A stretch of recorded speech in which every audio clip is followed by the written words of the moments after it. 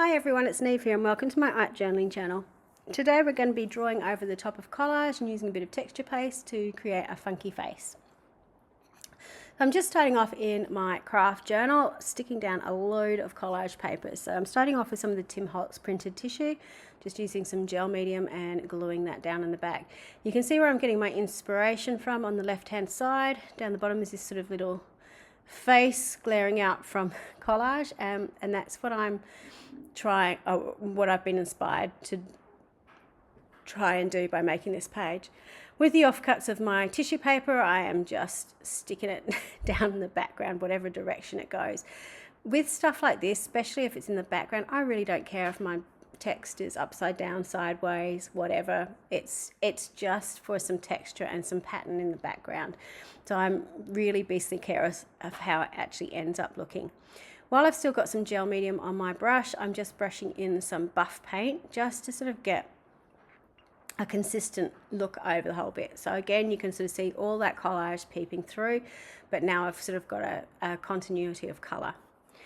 Then I'm going in with my black Stabilo oil pencil and trying to draw a face. So this is what I really love about art journaling, is that you can just practice. It doesn't need to be perfect, just have a go. So I'm using sort of a reference photo there and just trying to come up with a shape. Usually I will divide my image up into halves, quarters and eighths. I did kind of do that, but I just did it with dots, so it's a little bit hard to see on screen. But basically the lips sit on the eighth line, the nose sits on the quarter line, and the eyes sit on the half line. It's actually a little bit, you would think the eyes sit higher, but actually they sit halfway on her face because obviously you've got the forehead and so on.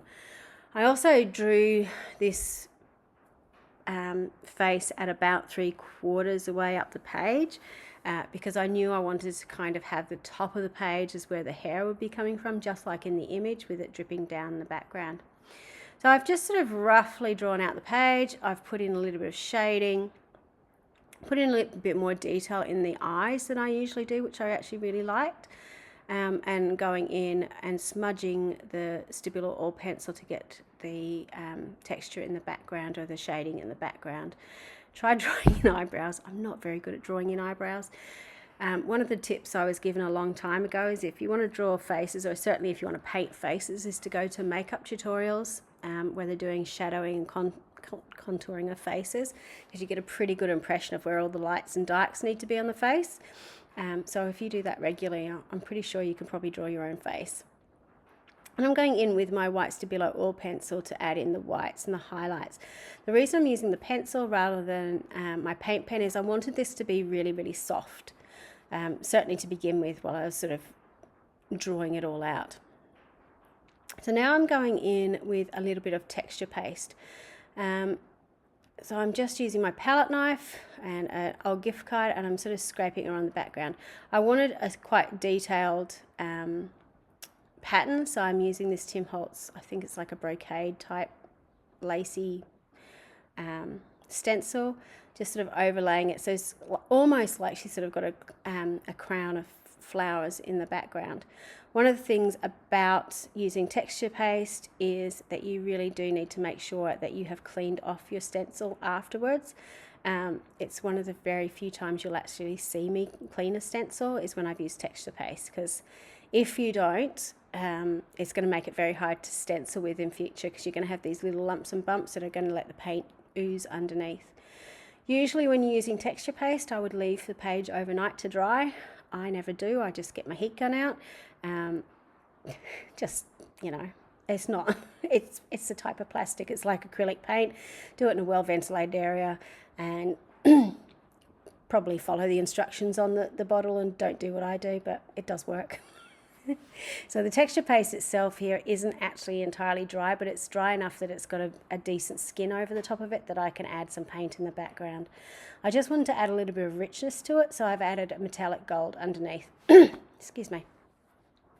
Now I'm going in with a Payne's grey, which is actually looks very blue, over the background, which I'm going to drip down the page. Now one thing you do need to realise about this is I have done all that drawing underneath with a Stabilo All Pencil, which is water reactive.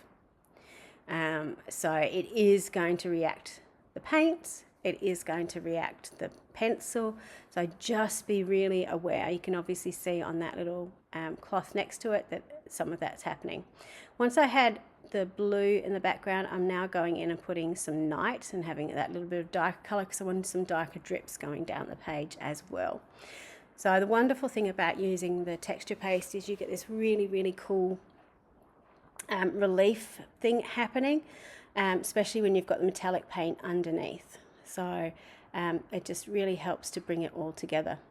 I then decided I wanted a little bit more metallic, so I'm going in with some copper mica powder and just buffing that over the top, just to give a sort of those little bright spots.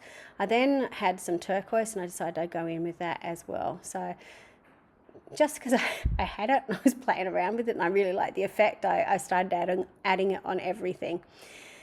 To darken up my face again, I'm just going in, just reinforcing some of the lines with my Stabilo pencil. But this is the finished piece. You can see the sketched image, you can see the collage underneath and the texture paste, and how the ink sort of run between those little gaps to give you a really cool effect. So much fun to do, and it's a really, really simple page. So with this, I've decided to put the inspiration piece there as well to remind me of where I got the idea from and to show how I problem solved to create the page that I did. So I hope you have a go at doing something similar. Thank you so much for watching, and until next time, bye for now.